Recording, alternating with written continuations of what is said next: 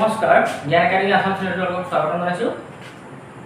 ADRE আৰু আসাম পুলিচত আহি থকা যিখিনি ইম্পৰ্টেন্ট অংক আৰু যিখিনি প্ৰিভিয়াছ ইয়াৰত আহিছে এইখিনি কোৱেশ্চন আগৰবাৰ আহি হৈছে এনেকুৱা ধৰণৰ কোৱেশ্চন বিলাক আৰু যেনেকুৱা সাম্ভাব্য কোৱেশ্চন আহিব পাৰে তেনেকুৱা গোটেইখিনি কোৱেশ্চন মই মেথছৰ লৈ আহিম গতিকে চাই থাকিব মোৰ চেনেলটো জ্ঞান একাডেমী আসাম মই প্ৰত্যেক দিনা ৰাতিপুৱা 6:30 বা 7:30 বজাৰ ভিতৰত মানে ভিডিঅ'টো দিয়াৰ চেষ্টা কৰিম গতিকে মোৰ চাই থাকিব ৰাতিপুৱা সময়ত মই ভিডিঅ'টো দিম গতিকে চাও কি আছে প্ৰথম কোৱেশ্চন কি আছে স্বাভাৱিক সংখ্যাৰ বৰ্গৰ সংখ্যাটোৰ স্বাভাৱিক সংখ্যাৰ বৰ্গফলক সংখ্যাটোৰ ঘনফলৰ পৰা বিয়োগ কৰিলে যদি 48 হয় তেন্তে সংখ্যাটো কি এটা স্বাভাৱিক সংখ্যা মানে কি স্বাভাৱিক সংখ্যা কিহৰ আৰম্ভ হয় একৰ পৰা যিখিনি অসীমলৈকে গৈ থাকে গোটেই সংখ্যাখিনি স্বাভাৱিক সংখ্যা এটা স্বাভাৱিক সংখ্যা আমাৰ চাৰিটা বৰ্তমান দিছে অপচন চাৰিটা আমাৰ আছে এই চাৰিটা স্বাভাৱিক সংখ্যা ইয়াৰ এনসাৰটো এইটোৱে হ'ব স্বাভাৱিক সংখ্যা কি আছে বৰ্গ কৰিব লাগিব সংখ্যাটো আৰু ঘনফল কৰিব লাগিব ঘন মানে কিউব ৰুট আৰু এটা হল ঘন মানে স্কয়াৰ এটা হল ঘন কৰিব লাগে কিউব কৰিব লাগে আৰু এটা হল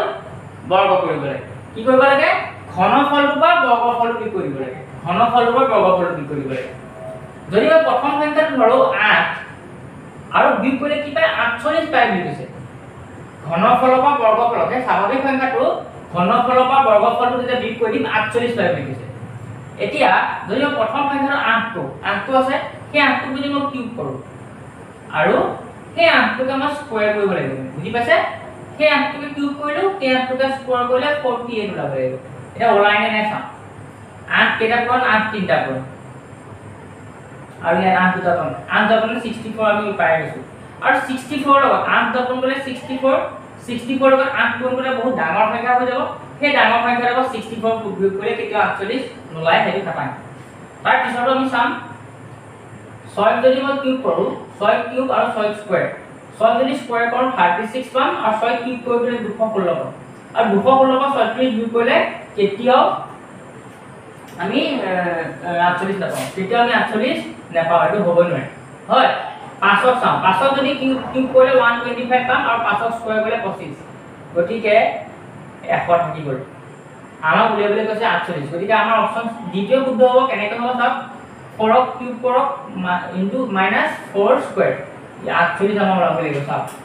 4ক কিউব কৰিলে কিমান হ'ব 4 পূৰণ 4 বিয়োগ 4 ইনটু 4 ইকুৱেল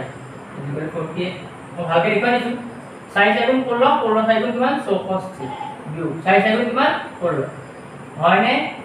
64 ক 16 গলে কিমান হ'ব 48 ইকুৱেল 48 মানে 48 পাবলে আমি গতিকে আমাৰ অপচন কি আছিল ডিটো শুদ্ধ হ'ল চাইটো আমাৰ শুদ্ধ হৈ যাব বুজি পালে এটা দুই নম্বৰটো কি আছে ছটা সংখ্যাৰ গড় 8 আৰু এটা সংখ্যা যোগ কৰা গড় হয় ন এটা কথা হ'ল কি সংখ্যা কেইটা আছিল ছটা ছটা সংখ্যা আছে সিহঁতৰ গড় মানে কি জানে গড় এভাৰেজ কিমান 8 ছটা সংখ্যাৰ এভাৰেজ কিমান 8 হয় তো টোটাল কিমান হৈ যাব আমি এতিয়া পূৰণ কৰি 6 আৰু 8 পূৰণ কৰিলে কিমান হ'ব 48 এখন বুজি পালে আমি টোটাল উলিয়াই লম এতিয়া কথাটো হ'ল কি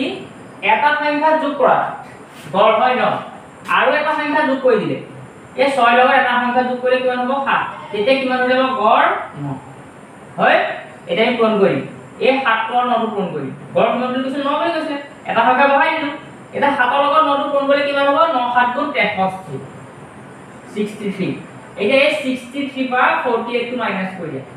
63 পৰা 48 মাইনাস কৰিলে কিমান হ'ব 15 গতিকে এই 15 টো হৈ যাব আমাৰ এনসাৰ অপচন এইটো আমাৰ কি হৈ যাব শুদ্ধ উত্তৰ বুজি পাইছে 3 নম্বৰ কোৱেশ্চনটো কি আছে ভালকৈ চাওক এজন ল'ৰাক লিখিবলৈ কোৱা হ'ল 2 to the power 5 into 9 to the power 2 কিন্তু সি লিখিলে 2592 মানে 2592 লিখিলে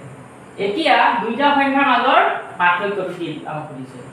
তাক লিখিবলৈ কৈছিলে এনেকৈ লিখিবলৈ কৈছে 2 to the power 5 into 9 square লিখিব কৈছিলে কিন্তু সি কি লিখি দিলে 2592 লিখি দিলে এতিয়া এই সংখ্যাৰ মাজৰ পাৰ্থক্যটো আমাক সুধিছে তে এইটো সংখ্যাটো আমি গম পালো এতিয়া এই সংখ্যাটো মিলাব লাগে 2 to the power 5 মানে কি যে 2 5টা পূৰণ 2 কেটা পূৰণ 5টা পূৰণ এই 2 5টা পূৰণ কৰিলে কিমান 2 গুণ 4 4 গুণ 8 8 গুণ 16 16 গুণ কিমান হ'ল 32 হ'ল 9 যদি মই স্কয়াৰ কৰো 9 * 9 9 গুণ কিমান 81 এটা 81 আৰু যদি আমি 32 পূৰণ কৰি দিম আমি সেম সংখ্যাটো পাই যাম কিমান সংখ্যা পাম যে 2592 পাই যাম এই দুটা সংখ্যা সেমে ওলাই যাব দুটা সংখ্যা সেম ওলাই গলে আমাৰ আনসাৰ কি হৈ যাব শূন্য হৈ যাব আমাৰ আনসাৰ বুজি পাইছে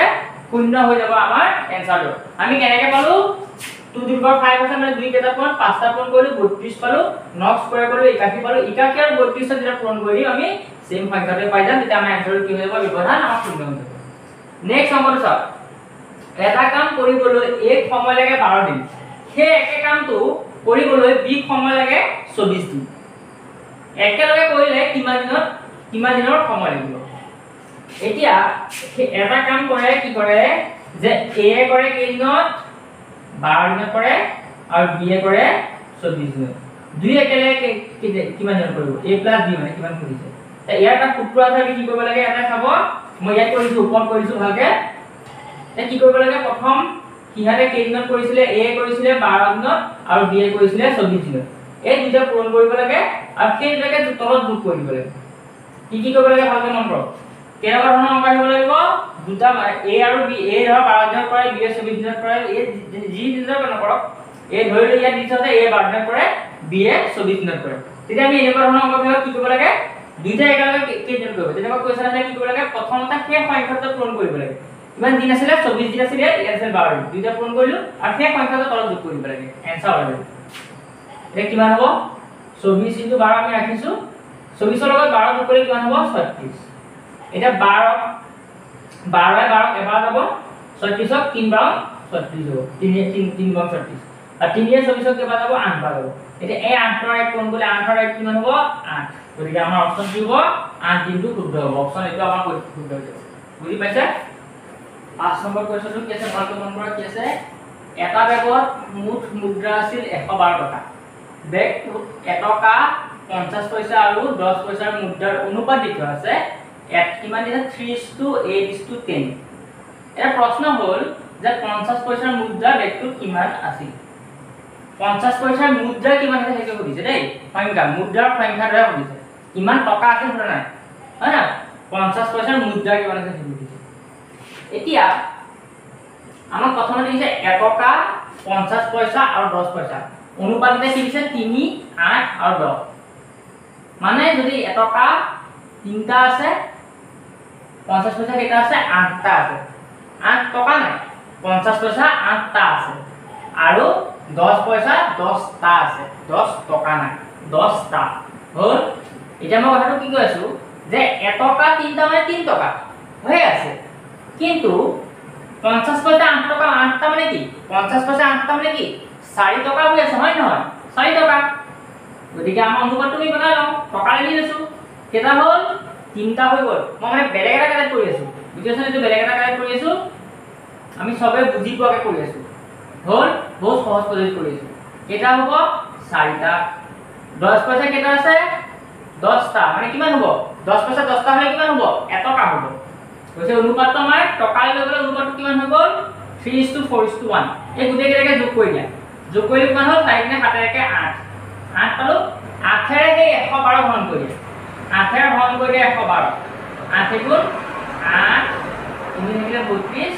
8 4 গুণ 32 হৈ গল কিমান পাই গলো 14 হৈ গল 14 এটা কথা হল কি 50 পইচা মুদ্ৰা কিমান আছিল 4 টকা আছিল পূৰণ কৰি দিয়া কিমান হৈ যাব 4 4 গুণ 16 6 হাতে গল 1 4 গুণ 4 একে 5 56 টকা 56 মুদ্ৰা হৈ থকা নাই 56 টকা হৈ আছে ঠিক তেনে কৰি মই গুটেইটা উলিয়াই দেখুৱাই আছো আপোনালোকক যদি মই আমাক কলে যে 1 টকা কিমান আছে তেতিয়া আমি কি কৰিলো তেন 1 টকা মুদ্ৰা এইটো 14 পূৰণ কৰি দিয়া নহয় 14 গুণ কিমান হ'ব 4 গুণ 12 কৰি হাতে গল 1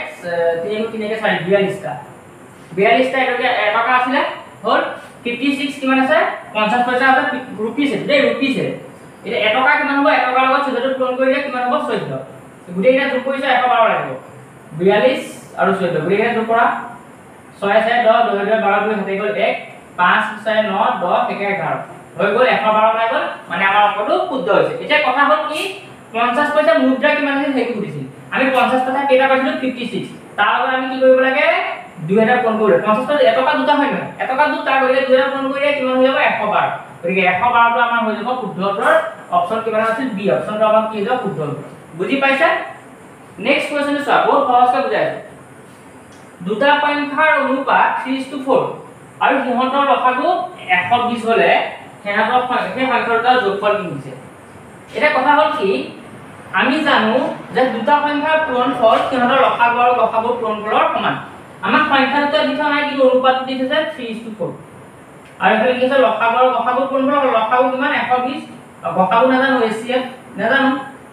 হল আৰু নাজানো দৰকাৰ নাই যোগফলে কৰিছো আমি এটা দৰকাৰ নাই